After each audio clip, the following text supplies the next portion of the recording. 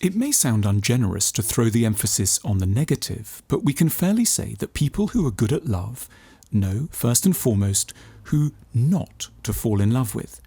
While they may have all sorts of friends and a wide sympathy for the vagaries of being human, when it comes to who they opt to tie themselves to, this is some of what they will avoid with determination. People who have no sense of how difficult they are to live with. People with a heightened belief in their infallibility. People who will, when something is pointed out to them, quickly choose the occasion to simultaneously inform you that it's not as though you're perfect either. People who will label any criticism of them, however sensitively delivered, as rude or offensive, and contrary to the rules of true love as they define these. People who deliberately drive you to the edge of frustration, then turn and say, "Why are you getting cross so suddenly?" People who smile and say, "I get it completely now, I'm going to change," and then go and do whatever it was all over again a few days later. People who combine an exquisite talent for upset with an even greater talent for sentimental apology. People who will flirt with others, then call it only a bit of fun and label you a prude for minding. People who will mess up your house and call you anal. People who will prioritise time with their friends over time with you and then call you controlling. People who tell you you're imagining things a lot. People who harbour a background grudge against your gender. People who are furious with a parent and don't realise they are. People who can't forgive anyone who thinks better of them than they think of themselves.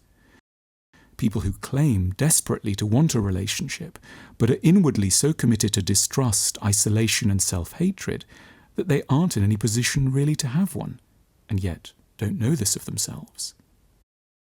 People who principally associate love with the pleasant feelings they register when you are nice to them. People who don't take your love as a substantial gift you choose to bestow every day and could take elsewhere. People who don't realise your time is very, very precious. People who are far too in pain to know how to want the best for you. People who refuse to do the necessary work.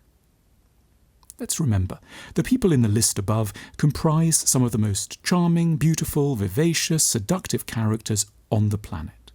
But their traits also mean that you will be headed for substantial challenges in any extended involvement with them. It may take years to work out that they use words like love without knowing what they should entail, or that they have systematically shredded your confidence in your judgment in order to avoid acknowledging a raft of their own difficulties. Lovers who know how to avoid these types are not cleverer than the rest of us. They've just had the good fortune to be looked after early on by people who were tender and sweet and therefore now know how to associate relationships with fulfillment rather than frustration. Through immense good luck, they simply have no interest in suffering. They have, via experience, learnt one of life's most important lessons, that the point of a relationship is to be mutually delighted by another person, as we may eventually realise we aren't alive long enough for anything else.